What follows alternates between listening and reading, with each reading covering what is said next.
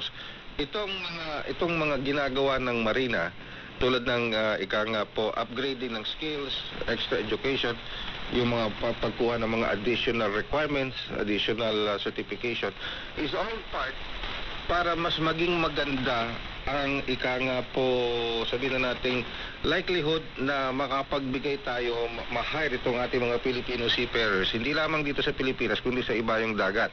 Kasi madalas, alam ko baka narinig nyo rin ito, Director, na madalas na nirereklamo, dinadaing ng ating mga seafarers, ang daming mga requirements, ang daming mga certification, ang daming mga kinakailangan pagdaan ng training. So, pero itong mga training education na ito is all part let's say sa requirements para mas maganda yung viability nila to get a job hindi lang dito sa Pilipinas maging sa iba yung dagat. Tama po ba yung assessment na yon? You're right po, Sir Ray. Pero dito po sa Marina sa ngayon, palagi po natin pinapag-aralan yung mga training courses, kung yung kinakailangan. But of course, the mandatory courses ay kailangan po natin na ipatupad sa ating mga seafarers sa way na we are ensuring that they are also meeting the requirements of the convention. May mga mandatory training courses po na nakapaloob po dun sa convention. Yeah. Babalik lang ako dito sa MIDP, Director De Los Santos. Kasi MIDP, yung roadmap, up to 2028. Ano? So meron tayong tinatawag na short term, mid term, at saka long term. Sige, paano, halimbawa, dun sa short term, ano ang gagawin, ano ang nakaset na plano, dun sa mid term, ano ang nakaset na plano hanggang sa makarating tayo sa 2028, Director De Los Santos. Ito po yung MIDP, meron po tayong natitirang 5 more years. Pero nagsimula po ito ng implementation basically noong 2019 dahil nga po sa pandemic medyo na-derail yung pag-implement ng mga iba't ibang mga programs. So we needed to do an updating to align with the socio-economic agenda of the President and at the same time to ensure that we're also contributing our efforts to the realization po yung sinasabi po natin na abisan natin 2040. For the short term, we need really to do a lot of fixing in our house in Marina. Basically, we need to ensure that our regulations are of course responsive to the requirements of the industry. With respect po sa regulations, we are now undertaking yung sinasabi po natin na regulatory impact assessment. We need to compute the cost of the regulation. We need to ensure na yung mga documents na iniiso na po ng Marina ay hindi na po dapat hinahanap pa sa mga iba't ibang mga applications within Marina. And we have to make sure na ang mga applicants natin ay kung po pwede, hindi na sila pupunta sa Marina because for them and for us, that is an opportunity cost and sa ating mga stakeholders, that's an opportunity loss. Just imagine, kung pupunta ko sila dito, mag-ante ng documents for 4 hours, 5 hours, and that's cost against our stakeholders. Yun po yung tinitignan po natin at lahat po ng mga regulasyon ng Marina ay nag-undergo na po yung sinasabi natin na regulatory impact assessment at katuwang po natin dito yung Anti-Red Tape Authority. Another one yung sinasabi po natin na digitalization. And we are also very active in social media na nagpo-post po tayo ng mga requirements, nagpo-post din po tayo ng mga iba't ibang mga informasyon na nakakatulong po sa ating mga seafarers at ating mga empleyado naman po dito sa Marina. Bukas naman po sila na magbigay ng appropriate assistance kasi may mga contact details naman po nakapost po dito sa Facebook natin. Another one yung digitalization. Napaka-importante po yan.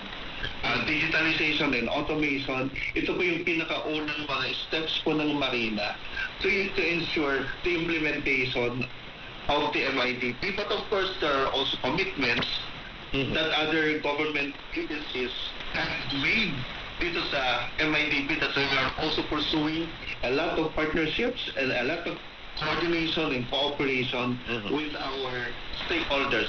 Another one po, Sir Ray, baka our listeners may be interested. Di ba nagkakaroon po tayo ng mga problema po sa traffic? Masyado po tayong focus sa land transport, pero Oo. na-explore na po ba natin ang mga waterways transport system natin? Ba, maganda yan, ha? Maganda Hindi pa maganda gaan- yan, ha? Maganda yung papatunguhan Waterways natin. transport system. Mhm.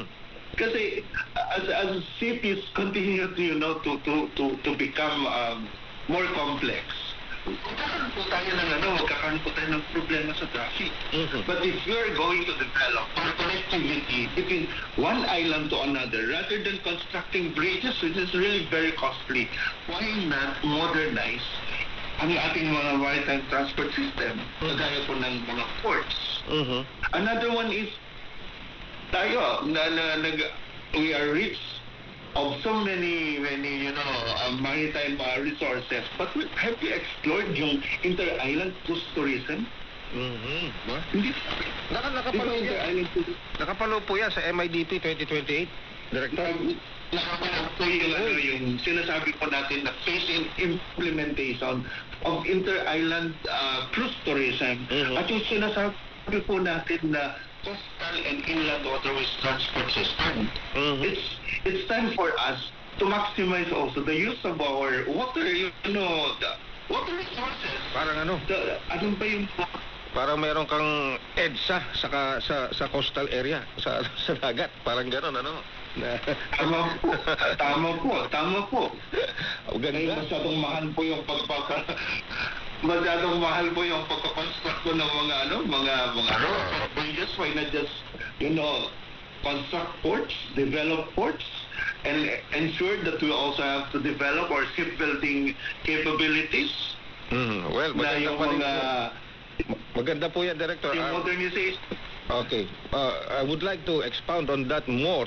Kaya lang talagang kulang na tayo sa oras. Pero ang ganda no idea, yung ganda no pinapresent sa atin ni Director De Los Santos. No? Imaginein mo, highway sa coastal area, sa karagatan mismo. Nadudun na yung nadudun na yung dagat. Gagawan mo na lang ng paraan. Just making sure na safe, efficient, at saka affordable yung sistema na yan. Kasi parang parang yung Pasig Ferry, kung gagawa mo ng example, Pasig Ferry, yung mga bangka dyan na nagta-travel din, na nagsasakay ng pasahero, gawin mo lang siya, i-large scale mo lang siya. Parang ganun na yung gusto mangyari ni Director De Los Santos sa MIDP 2028. With that, Director, pasensya na, talagang kulang tayo sa oras, pero I would like to request for another chance na makausap kayo tungkol dito para lalo pa natin ma-expound itong MIDP 2028. Maraming salamat po, Director Luisito De Los Santos, sa oras na binigay po niyo sa amin. Salamat po sa iyo. And good morning po.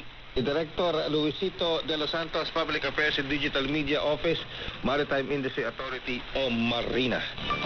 Pag maganda talaga yung pinag-uusapan, kulang ang kulang yung oras, no? Talagang, pero niya, ang ganda nung kung pagbabasihan natin yung sinasabi ni Director De Los Santos, o nga naman, why not utilize yung natural feature, yung karagatan yan, o coastal area, di ba? Coastal area. Di ba, from Luneta to Cavite. Di ba, ganyan, di ba, may mga coastal area. Imbes na mag-travel ka by land, why not travel doon sa ferry, no? Kasi ginagawa naman yan sa Pasig Ferry, di ba? Yung Pasig Ferry boat, ginagawa naman yan yung sumasakay doon sa mga ferry na yan at they traverse along the Pasig River. Imaginein mo, palakihin mo lang yan, improve mo pa, just make sure na there is, make sure na talagang efficient at yung safety nung mga sasakay at yung affordability nung pamasahe. Yan. Pero magandang i-develop yan. Bahagi na po yan ng MIDP 2028 at marami pang iba. Samantala, dadako naman tayo ngayon sa iba pang mga kaganapan sa labas ng ating himpilan. 50 pesos kada kilo ng bigas, mabibili na rin sa Agora. Ito na, 50 pesos na. Kada kilo ng bigas, mabibili na rin sa Agora Public Market sa San Juan City. Ayan, dahil dati ang pinaka-minimum yata, 55, 54. Ngayon, may 50 pesos na, baka bumaba pa yan. Ang report mula kay J. Mark Dagala. Radyo Pilipinas, report. Tama ka nga dyan, pagkata na itong ilang pandidika ng bigas na magtutuloy-tuloy na ang pagbaba ng presyuhan ng bigas sa mga pamilihan.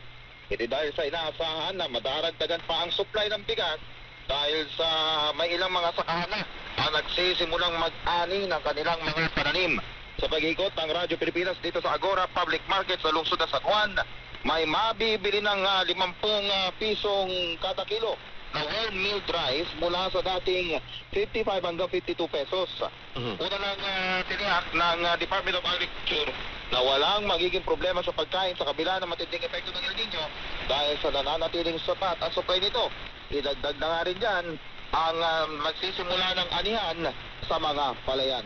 Samantala may sigit ko na lamang ay sa mga sandaling ito ay nagpatupad na ng lockdown dito sa Gate 1 ng Campo Crame kung saan ay inaasahan ngang darating dito ano mga oras mula ngayon si Pangulong Ferdinand R.